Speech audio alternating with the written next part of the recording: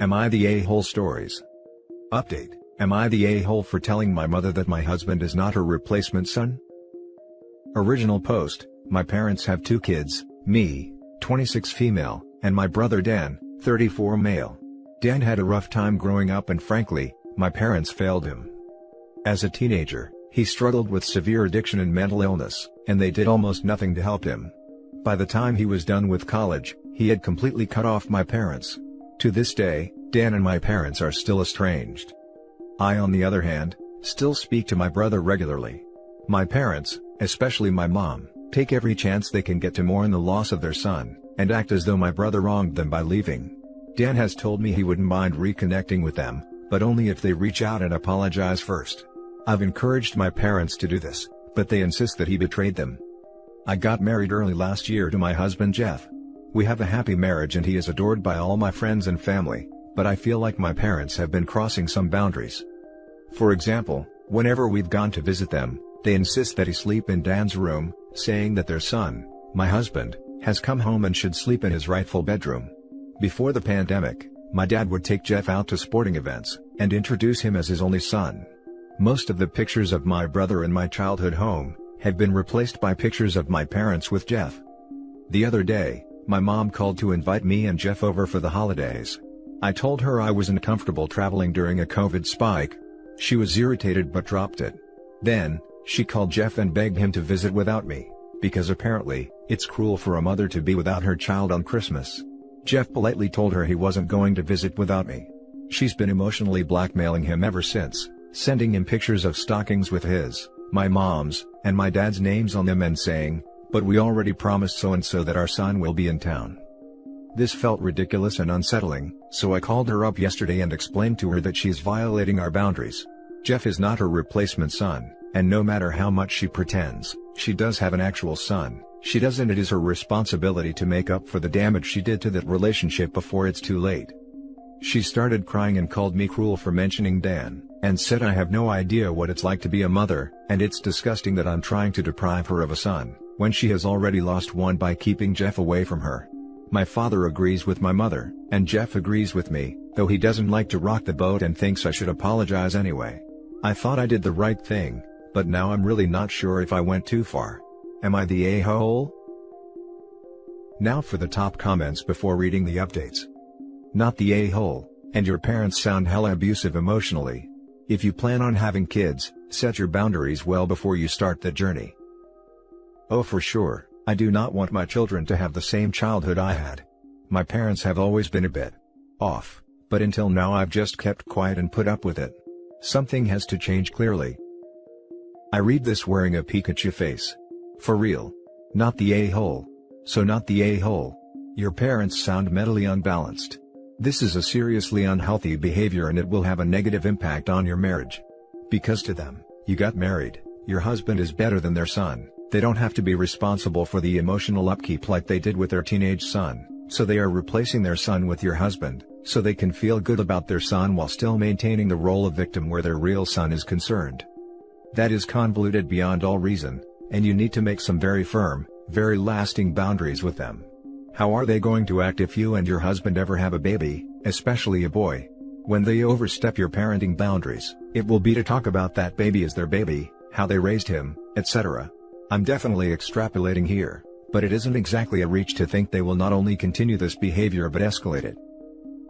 Thank God, the way my parents were talking to me, I thought I was crazy for finding their behavior disturbing.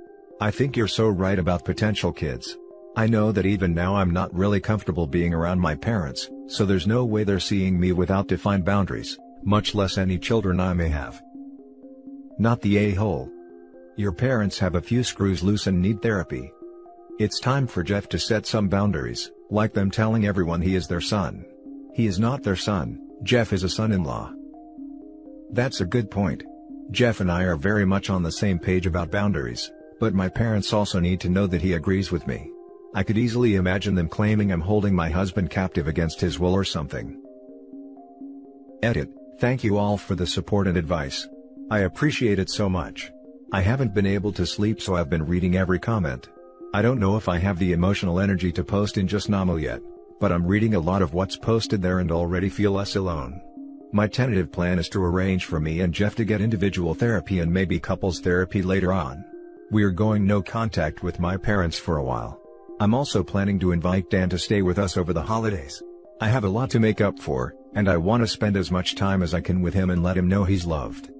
Also, in response to the people pointing out the gross incestuous implications behind this, with the way my parents talk about me and my husband, most people who didn't know me growing up, assume that I'm their daughter-in-law and Jeff is their son, until one of us corrects them. And now for the update. I posted several weeks ago, about a situation in which I felt that my parents were trying to replace my brother, Dan, with my husband, Jeff. I wanted to first express my gratitude for everyone who commented and messaged me.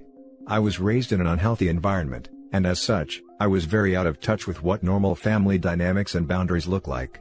The support, the resource recommendations, and the respectful criticisms have all been invaluable to me as I've begun to confront what I've avoided for a long time. People have messaged me asking for an update. Well, I'm happy to share good news. My husband and I went no contact with my parents as many of you suggested. We have also both started going to therapy. We have only had 3 sessions each, but I can definitely say it has been a total relief to process things that I have been bottling up my entire life. I already feel like I can understand myself and the cluster F I grew up in significantly better. Kinda kicking myself for not trying it sooner. Jeff has felt the same way with his sessions from what he's told me. Under professional advisement, we are holding off on couples therapy until we do a few more individual sessions, but we hope to start in the near future. Now for the main good news, my brother Dan is spending the holidays with us.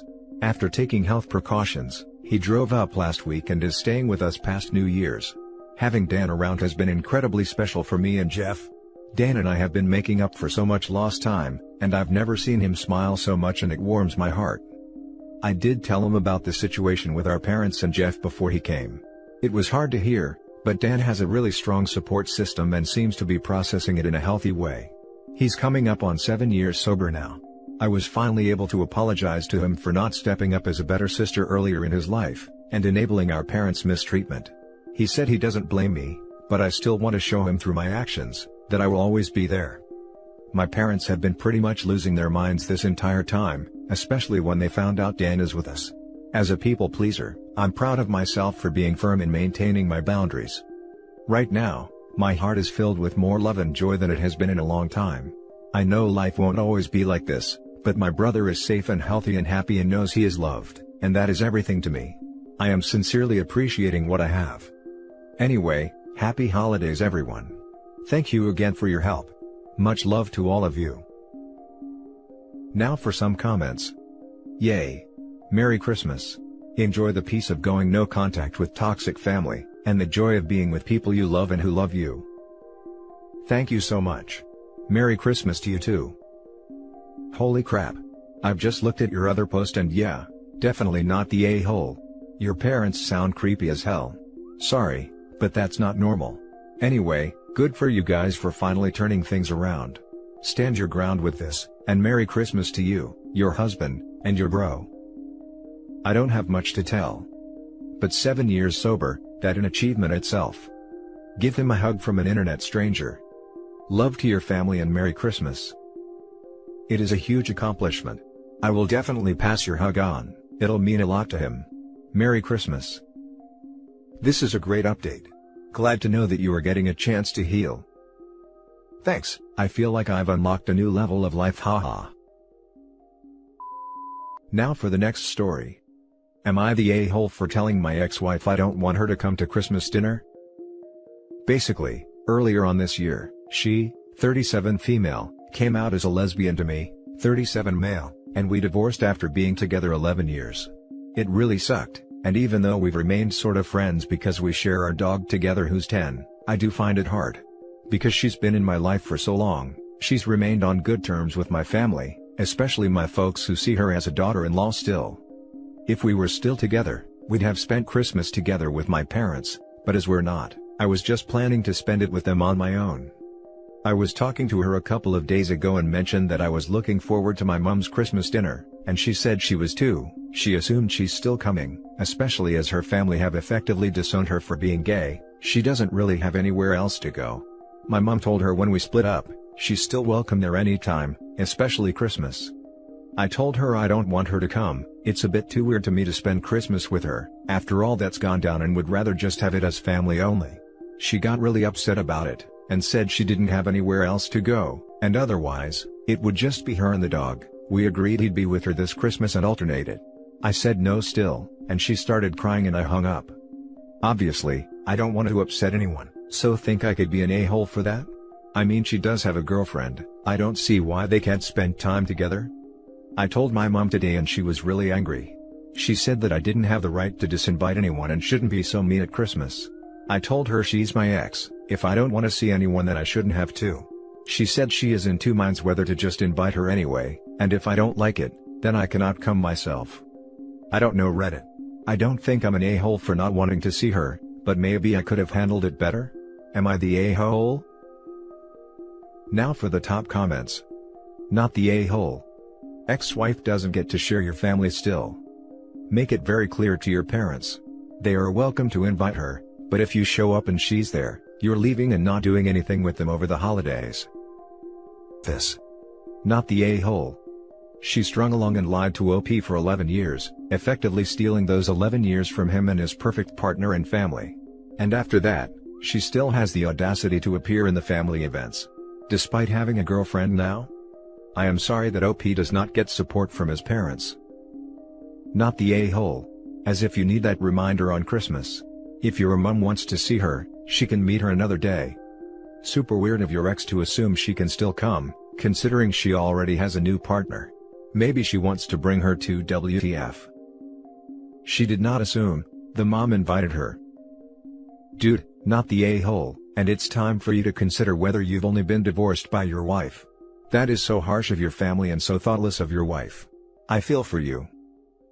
OP's family has essentially chosen his ex over him. Mom made it clear she was inviting ex no matter what, and that if he didn't like it, he could not come. It's crazy how everyone is trying to act like things are peachy and normal at the expense of OP. It's like no one is really considering his feelings at all. His world has recently been twisted around and he's seemingly expected to act like things are perfectly fine. Edit. So I've made a decision and rang my mom about it. I'm not going. She's told me she's re-invited my ex anyway, so I've said to avoid being awkward, I won't go myself and she can go. My mom practically begged me to reconsider, but I said it's my decision. I've also told my ex that if she's going there, I'm having the dog this Christmas so I'm not on my own Christmas day. She also tried to get me to reconsider, but I'm ignoring it now. Further edit, I asked her when I just spoke to her about spending it with her girlfriend. Apparently, she's currently self-isolating, so she can't see her. Now for the last story. Am I the a-hole for naming my newborn son after my deceased son? For purposes of this, let's just say the name is Eric.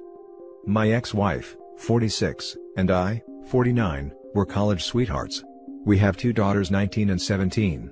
We then tried on and off throughout our 30s to have more kids, but my wife kept failing to get pregnant and finally suffered a miscarriage at 39.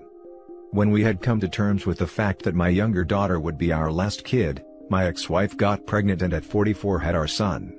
We named him Eric after a close college friend, and I was happiest I think I've ever been up to that point. I told everybody about our miracle baby, took a million pictures, and even planned to go back into the long hours of investment banking from the startup I was working at, so I could make more money for his future. However, 4 months later, our son died of sudden infant death syndrome. I was devastated, but my ex-wife was even worse. She turned into a zombie, got on heavy psychiatric medication, and refused to show me any sort of physical affection. She screamed at me whenever I came home from doing something normal, and kept feeling the need to remind me that I had daughters too. I couldn't take being at home with her negativity, so I threw myself into networking, got back into investment banking, and started working long hours. At work, I met an analyst who also just started there.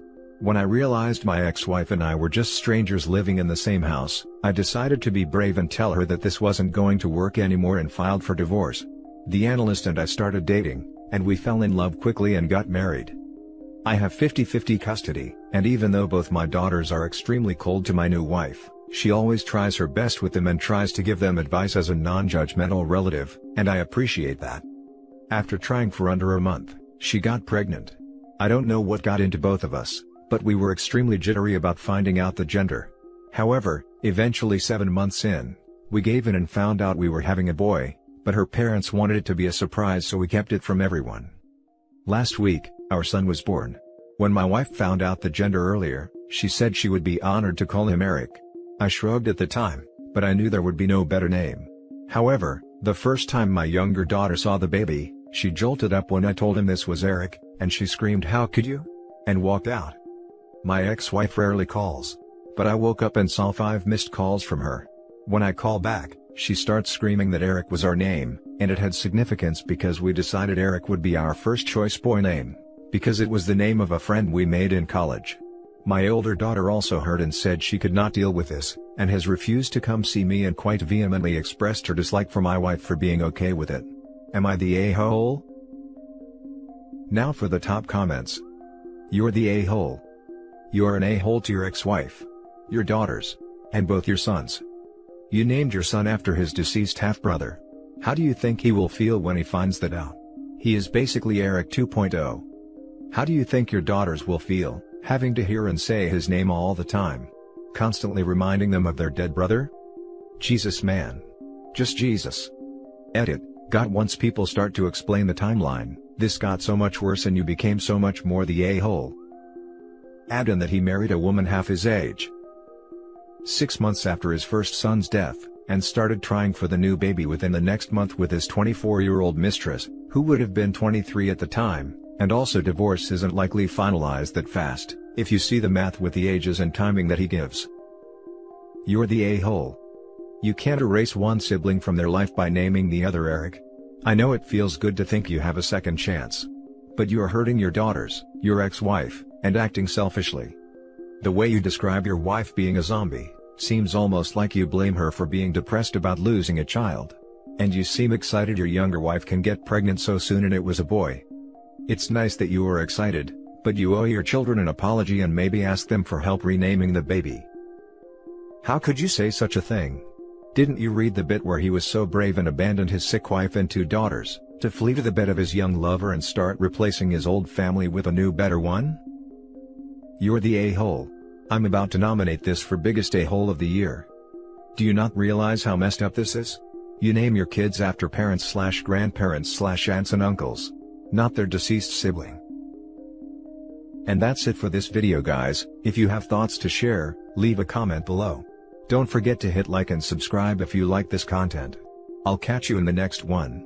Good day, everyone.